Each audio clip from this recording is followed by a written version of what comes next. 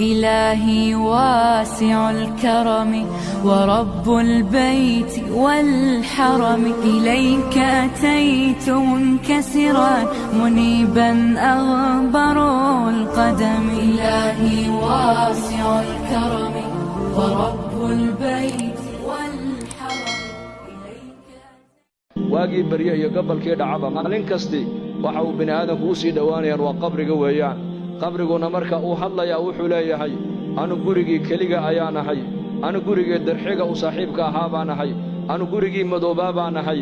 waxaad iga shaqaysato baad soo dhiganayso iga heli doontaa. nin reer Madiino Ansaariya janaasadiisii uu nabigu raacay calayhi salaatu wasalaam, marka qabrigii la geliyay ilka la dul dhigay ayuu nabigu saxaabadiisii ku yidhi istaghfiru li akhiikum wasalu lahu at-tathbit fa innahu al-aana yus'al. bu nabigu calayhi salaatu wasalaam walaalkiin ilaahay dambi dhaaf u weydiiya. su'aashii qabriga hadda la weydiinayaaye qowlka xaqa in lagu sugana ilaahay u weydiiya.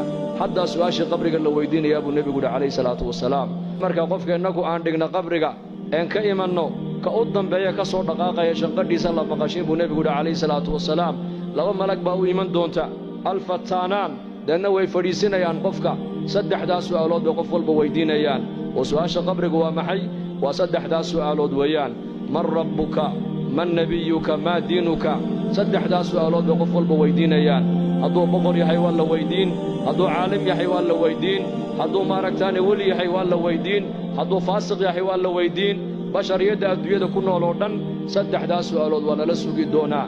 man rabbuka, ayaa ku rabbaynayey, ayaa ku quudinayey, ayaa ku arsaaqayey, ayaad caabudaysay, ayaad baryaysay, ayaad rajaynaysay, ayaad tala saaranaysay. maa diinuka, diintaadu maxay ahayd? dhaqankaagu muxuu ahaa? maxaad dhaqan ka dhigatood ku dhaqmaysay? man nebiyuka, ninka laynaga soo dhex saarayna maxaad u taqaannay? marka qofkii muuminka adduunyada dusheeda ilaahay garanaayey ee iimaanka qabay ilaahay baa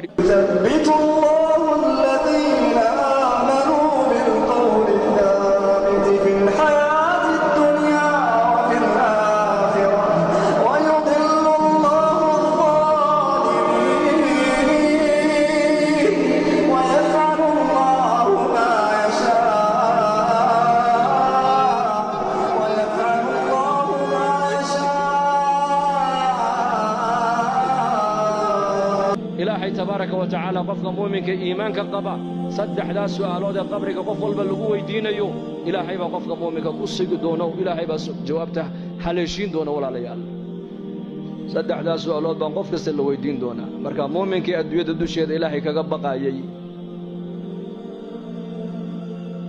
ilaahay maad arkin laakiin rumee.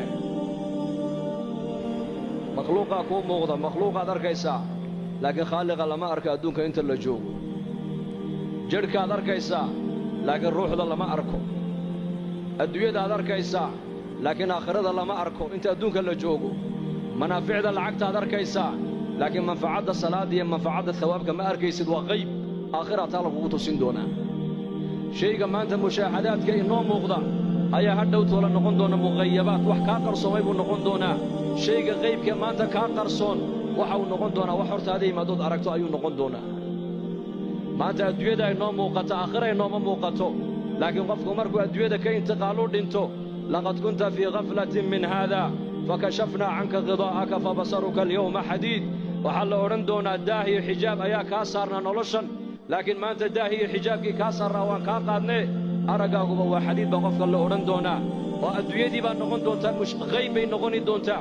ciyaalkiisii iyo dumarkiisii iyo daarihiisii iyo adduunyadiisii iyo lacagtiisii waa laga qarini doonaa. waxaa markaa uu arki doonaa camalkii adduunyada uu soo qabtay. hadduu shar ahaana wuxuu arki doonaa cuquubadiisii iyo cadhadiisii. hadduu cuquubadii ilaahay cadhadii buu arkayaa. hadduu khayr ahaana thawaabkii, ajarkii iyo khayrkii iyo xasanaadkii buu arkayaa. marka ilaahay tabaaraka wa tacaala adduunka inta aan joogno lama arki karaayo, laakiin aayaadka ilaahay baa la arkayaa. ومن آياته الليل والنهار. habeenku aayad weeyaan. aayad waa maxay macnaheedu? waa calaamo ilaahay jiritaankiisa lagu garanayo. maalintu waa calaamo ilaahay jiritaankiisa lagu garanayo. guga iyo jilaalku waa calaamo ilaahay jiritaankiisa lagu garanayo. noloshiyo geeridu waa calaamo ilaahay jiritaankiisa lagu garanayo. lab iyo dhitigu waa calaamo jiritaanka ilaahay lagu garanayo. faqriga iyo qinadu waa calaamo ilaahay lagu garanayo jiritaankiisa. caalamkan siduu u socdo waxaad ka dhex arkaysaa in ilaahay nidaamkiisu caalamka u shaqaynayo.